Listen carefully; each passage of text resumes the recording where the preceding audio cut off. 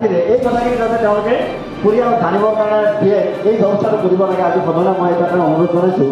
আৰু বিশেষকৈ আমচুৱে যি সিদ্ধান্ত লৈছে বা আজি যি বিচাৰ আছে বা মানৱ স্থান আছে বৰ্মা স্থান আছে এবাৰ আপোনালোকে জানে অসম চৰকাৰ বৰ্ডাৰ পুলিচ আৰু এমপিসকলৰ লগত কৰি বা তেওঁলোকৰ অন্যায়ভাৱে যিধৰণে ভাৰতীয় নাগৰিকক মানে বিদেশী আলোচনা কৰিছে, যিসকলৰ নাম এটা আছিলে সেইসকলৰ নাম এটা আছিলে বাদ কৰিছিল, যিসকলে ইতিমধ্যে কেছ চলি আছে তেওঁলোকৰ ইম্পৰ্টাৰৰ কেছ চলি আছে, এপ্লিকাৰ্টৰ কেছ চলি আছে, হাইকোৰ্ট সকলোকে সামৰি লৈ যিবিলাকে আচলতে অসম চৰকাৰে কৰিব নোৱাৰে বা কোনো এখন দেশৰ লগত কথা চুক্তিও নাই, এই ভাৰতীয় নাগৰিকসকলক যিধৰণে অন্যায় আৰু অত্যাচাৰ কৰি আছে, যিধৰণে ঠেলি গুটি তেওঁলোকে বিদেশলৈ তাৰ আমি তীব্ৰ বিৰোধিতা কৰিছোঁ। আমাৰ কথা হৈছে 1971 চনৰ 25 বছৰ পিছৰ যি বিদেশী আছে সি যাব লাগে, কিন্তু 71ৰ আগত যি অসম চুক্তি হৈছিলে সেই অসম চুক্তি আমি সকলোৱে মানি লৈছোঁ 1971 এই চুক্তিৰ আগৰ যিসকল মানুহ তেওঁলোকৰ তাত কোনো হাত দিব নোৱাৰি।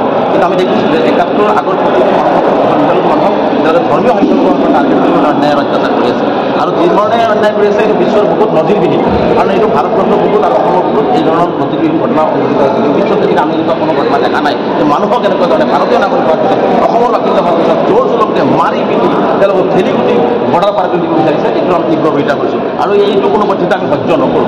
গতিকে আমি স্পষ্টকৈ আজি এই নাগৰিকসকলৰ ৰাইজক কৰিছিলোঁ, অসমৰ বিভিন্ন প্ৰান্তৰ আমি নাগৰিকসকলক মাতিছিলোঁ, চিভিল ছ'চাইটিক মাতিছিলোঁ আৰু বিভিন্ন সংগঠন আমাৰ ABMSO, NEMSO, RMC, সংখ্যালঘু সংগ্ৰাম পৰিষদ, জমিয়ত উলেমা হিন্দ, জামাত ইছলামী হিন্দ, আদি কৰি বিভিন্ন সংগঠনক আমি নিমন্ত্ৰণ কৰিছোঁ। অসমৰ বিভিন্ন প্ৰান্তৰ বুদ্ধিজীৱী, সাহিত্যিক আৰু বিশেষকৈ জ্যেষ্ঠ অধিবক্তাসকলক আমি নিমন্ত্ৰণ কৰিছিলোঁ আৰু তেওঁলোকৰ আমি দিহা পৰামৰ্শ লৈছোঁ যে পৰৱৰ্তী পৰ্যায়ত অসম চৰকাৰৰ যি নীতি আৰম্ভ কৰিছে সংখ্যালঘুসকলক টাৰ্গেট কৰি অসমৰ সংখ্যালঘুসকলক ধ্বংস কৰাত, ষড়যন্ত্ৰ কৰাত, সেই ষড়যন্ত্ৰ কেনেকৈ আমি অপৰাব পাৰোঁ আৰু কেনেকৈ ভাৰতীয় নাগৰিকসকলক আমি ৰক্ষণাবেক্ষণ দিব পাৰোঁ। আমি কোনো বিদেশীৰ পক্ষত নাই, মই স্পষ্টভাৱে কৈছোঁ অসমৰ বহুত এটা ভুল মেছেজ কোনোবাই সৃষ্টি কৰিব বিচৰা হৈছে যে আমচু বা সংখ্যালঘু সমাজে যেতিয়া মুছলমানসকলক বিদেশীসকলক ধৰা হয় তেওঁলোকে বিদেশীৰ পক্ষ লয়। আমি কোনো বিদেশীৰ পক্ষ লোৱা নাই।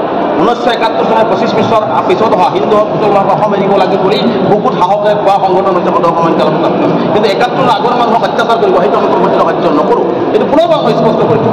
সেইকাৰণে আজি আমি এইটো কেনেকৈ প্ৰতিৰোধ কৰিব পৰা যায়, এই অন্যায় বিৰুদ্ধে কেনেকৈ মাত মাতিব পৰা যায়, আইনীভাৱে কি কৰিব পৰা যায়, আইনগতভাৱে আমি হাইকোৰ্ট হওক সুপ্ৰিম কোৰ্ট হওক কেনেকৈ যাব পাৰিম তাৰ কাৰণে 4জনীয়া এটি আইনী পথ আমাক নিৰ্ধাৰণ কৰিছে। জ্যেষ্ঠ অধিবক্তাসকলৰ লগত মিলি এই আইনী পথৰ 4জন সদস্যই আমাক যি পৰামৰ্শ দিব সেইমতে আমি আইনগতভাৱে যুদ্ধ কৰাৰ কাৰণে আমি সিদ্ধান্ত গ্ৰহণ কৰিছোঁ। বৌদ্ধিকভাৱে আমি কেনেকৈ যুদ্ধ কৰিম, বৌদ্ধিকভাৱে কেনেকৈ চৰকাৰৰ লগত আমি চৰকাৰৰ অন্যায় প্ৰতিবাদ কৰিম, তাৰ কাৰণে ঈদৰ পিছত গুৱাহাটীত এখন সংখ্যালঘু সকলো যিসকলে মানে আচল অসমখনক ভাল পায়, বিদেশী মুক্ত এখন অসম বিচাৰে, সকলোকে মাতি আনি এটা নাগৰিক অভিৱৰ্তনৰ আমি সিদ্ধান্ত গ্ৰহণ কৰিছোঁ।